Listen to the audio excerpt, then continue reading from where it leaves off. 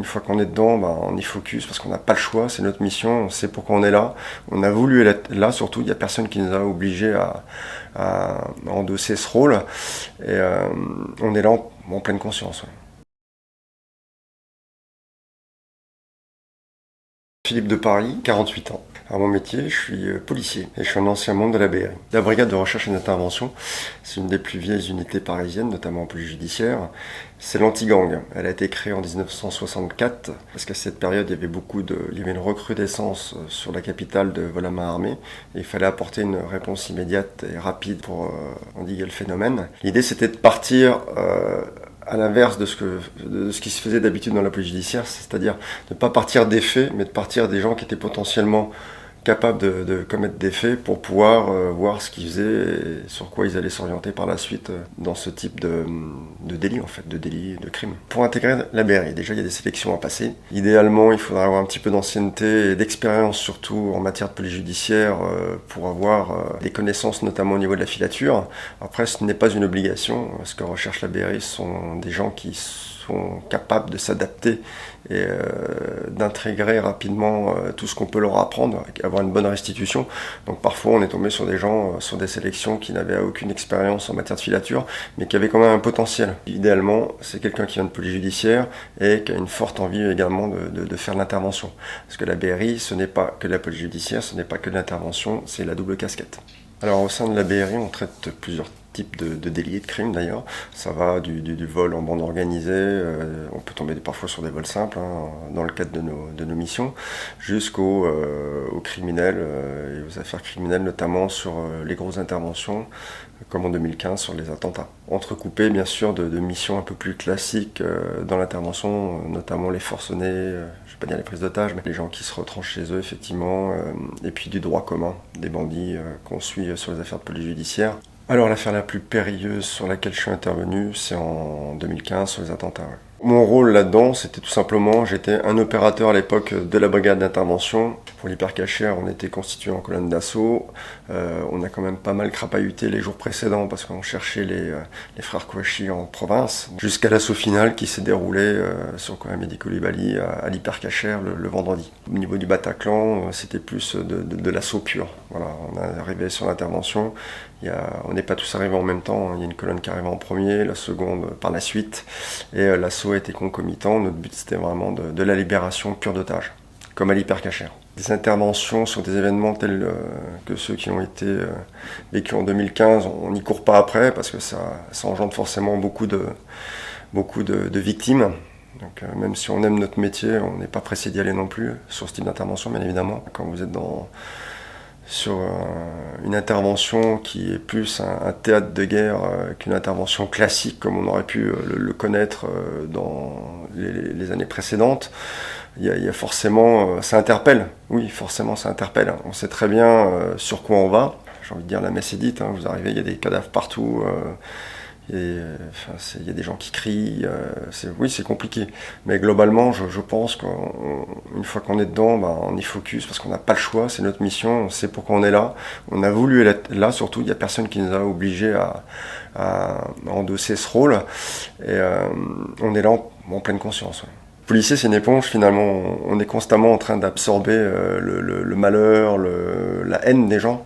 Donc c'est pas forcément évident. J'ai un de mes professeurs qui avait une belle image là-dessus, une image plutôt réaliste. Il disait de toute façon c'est pas compliqué, les gens ne vous connaissent pas. Voilà, quand ils vous insultent, quand ils ont de la haine envers vous, c'est contre l'uniforme, ce que vous représentez.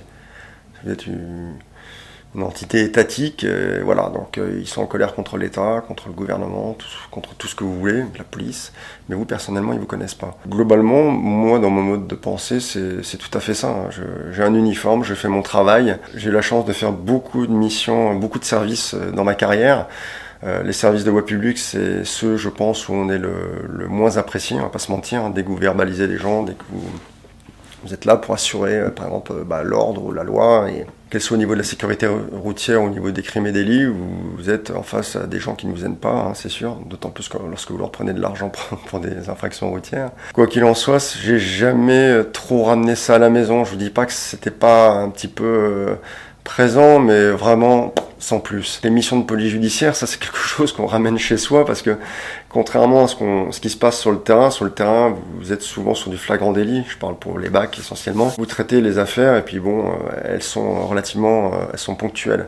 Alors que sur les affaires de police judiciaire, notamment dans les services de la BRI, la BRB, les STUP ou autres, c'est des dossiers, vous suivez des dossiers qui peuvent durer très très longtemps. Donc c'est toujours difficile d'arriver à oublier son travail et ses missions parce que elles sont omniprésentes, on est toujours sur les dossiers, on vit toujours sur les personnes que l'on suit, nos objectifs, les véhicules, le personnel physique, donc c'est vraiment accaparant. Est-ce que j'ai une forme de culpabilité par rapport à des interventions ? Non, aucune. Non, je vais même vous dire pourquoi, parce que les gens ne comprennent pas, ont du mal à comprendre, que ce soit pas de bonne foi ou de mauvaise foi, c'est que le métier de policier, c'est très difficile. La décision que vous allez prendre et qui peut avoir des conséquences énormes, il va falloir la prendre en une fraction de seconde. Elle doit être, entre guillemets, réfléchie, elle doit être la plus adaptée possible, mais vous avez toujours cette fraction de seconde en termes de laps de temps pour décider. Donc non, moi j'ai toujours essayé de faire mon métier le mieux possible, comme l'ensemble de mes collègues, et parfois on a pu trouver des solutions peut-être plus adaptées, mais celles qu'on a trouvées à l'instant T, c'est celles qu'on a eues en réflexe, en conditionnement, tout simplement, par rapport à notre expérience également. Et on est constamment en train de s'adapter, et non, j'ai jamais eu de remords par rapport à ça. Alors je me suis jamais dit peut-être qu'on aurait pu faire différemment, oui, mais des remords, non. On a besoin d'un soutien familial. Pourquoi ? Parce que c'est des missions qui sont très prenantes. Je ne parle pas forcément des interventions pures, mais en l'occurrence, la police judiciaire, c'est une thématique qui demande beaucoup de sacrifices parce qu'on se cale sur le mode de vie des personnes qu'on suit.